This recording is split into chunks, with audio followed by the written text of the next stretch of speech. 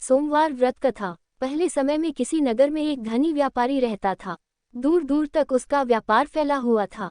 नगर के सभी लोग उस व्यापारी का सम्मान करते थे। इतना सब कुछ से संपन्न होने के बाद भी वह व्यापारी बहुत दुखी था, क्योंकि उसका कोई पुत्र नहीं था, जिस कारण अपने मृत्यु के पश्चात व्यापार के उत्तराधिकारी की चिंता उसे हमेशा सताती रहती थी। पुत्र प्राप्ति की इच्छा से व्यापारी प्रत्येक सोमवार भगवान शिव की व्रत पूजा किया करता था और शाम के समय शिव मंदिर में जाकर शिवजी के सामने घी का दीपक जलाया करता था। उसकी भक्ति देखकर मां पार्वती प्रसन्न हो गई और भगवान शिव से उस व्यापारी की मनोकामना पूर्ण करने का निवेदन किया। भगवान शिव बोले, इस संसार में सबको उसके कर्म के अनुसार फल की प्राप्ति होती है। जो प्राणी जैसा कर्म करते हैं उन्हें वैसा ही फल प्राप्त होता है। शिवजी द्वारा समझाने के बावजूद मां पार्वती नहीं मानी और उस व्यापारी की मनोकामना पूर्ति हेतु वे शिवजी से बार बार अनुरोध करती रही। अंततः माता के आग्रह को देखकर भगवान भोलेनाथ को उस व्यापारी को पुत्र प्राप्ति का वरदान देना पड़ा। वरदान देने के पश्चात भोलेनाथ मां पार्वती से बोले, आपके आग्रह पर मैंने पुत्र प्राप्ति का वरदान तो दे दिया, परंतु इसका ये पुत्र 16 वर्ष से अधिक समय तक जीवित नहीं रहेगा। उसी रात भगवान शिव उस व्यापारी के स्वप्न में आए और उसे पुत्र प्राप्ति का वरदान दिया और उसके पुत्र के 16 वर्ष तक जीवित रहने की भी बात बताई। भगवान के वरदान से व्यापारी को खुशी तो हुई, लेकिन पुत्र की अल्पायु की चिंता ने उस खुशी को नष्ट कर दिया। व्यापारी पहले की तरह सोमवार के दिन भगवान शिव का विधिवत व्रत करता रहा। कुछ महीनों के बाद उसके घर अति सुंदर बालक जन्म लिया। घर में खुशियां भर गई। बहुत धूमधाम से पुत्र जन्म का समारोह मनाया गया, परंतु व्यापारी को पुत्र जन्म की अधिक खुशी नहीं हुई, क्योंकि उसे पुत्र की अल्पायु के रहस्य का पता था। जब पुत्र 12 वर्ष का हुआ तो व्यापारी ने उसे उसके मामा के साथ पढ़ने के लिए वाराणसी भेज दिया। लड़का अपने मामा के साथ शिक्षा प्राप्ति हेतु चल दिया। रास्ते में जहां भी मामा भांजा विश्राम हेतु रुकते, वहीं यज्ञ करते और ब्राह्मणों को भोजन कराते। लंबी यात्रा के बाद मामा और भांजा एक नगर में पहुंचे। उस दिन नगर के राजा की कन्या का विवाह था, जिस कारण पूरे नगर को सजाया गया था। निश्चित समय पर बारात आ गई, लेकिन वर का पिता अपने बेटे के एक आंख से काने होने के कारण बहुत चिंतित था। उसे भय था कि इस बात का पता चलने पर कहीं राजा विवाह से इनकार न कर दे, इससे उसकी बदनामी भी होगी। जब वर के पिता ने व्यापारी के पुत्र को देखा तो उसके मस्तिष्क में एक विचार आया। उसने सोचा, क्यों न इस लड़के को दूल्हा बनाकर राजकुमारी से विवाह करा दूं। विवाह के बाद इसको धन देकर विदा कर दूंगा और राजकुमारी को अपने नगर ले जाऊंगा। वर के पिता ने लड़के के मामा से इस संबंध में बात की।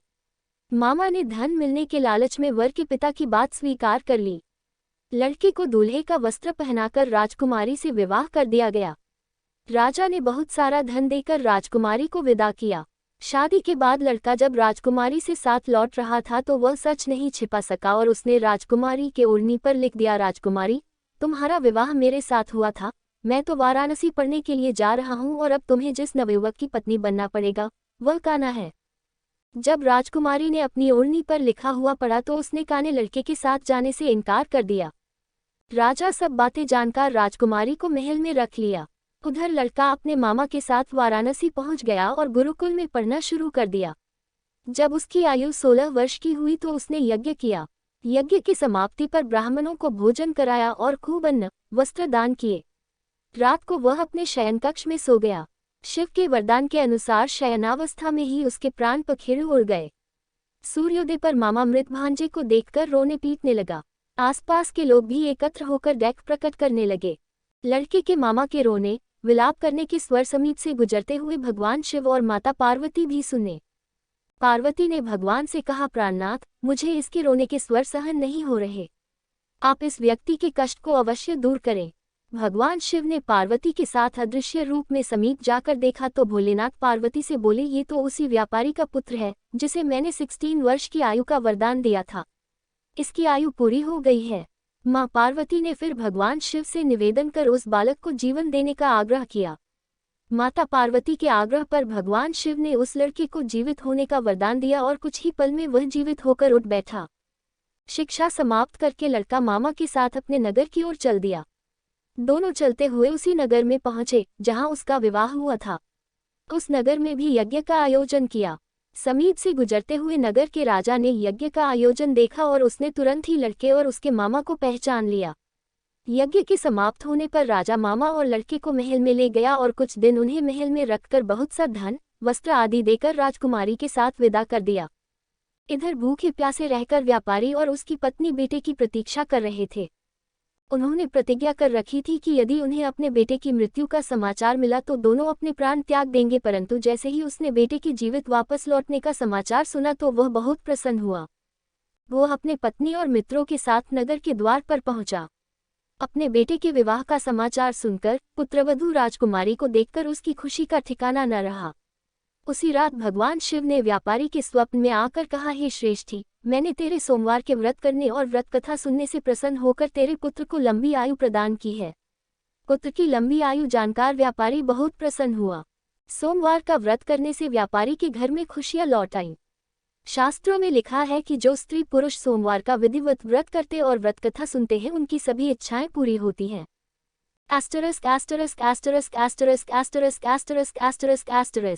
आरती। ओम जय शिव। स्वामी हर शिव।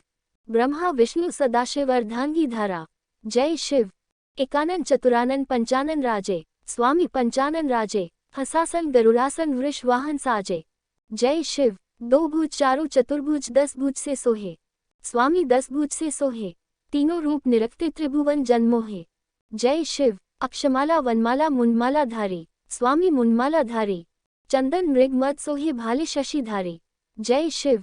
श्वेतांबर पीतांबर बाघंबर अंगे। स्वामी बाघंबर अंगे। संकादिक ब्रह्मादिक भूतादिक सर्गे। जय शिव। कर में श्रेष्ठ कमंडलू चक्र त्रिशूल धरता।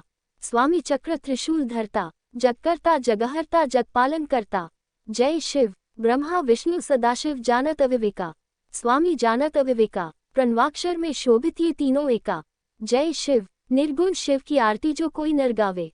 स्वामी जो कोई नर गावे। कहत शिवानंद स्वामी मन वांछित फल पावे। जय शिव।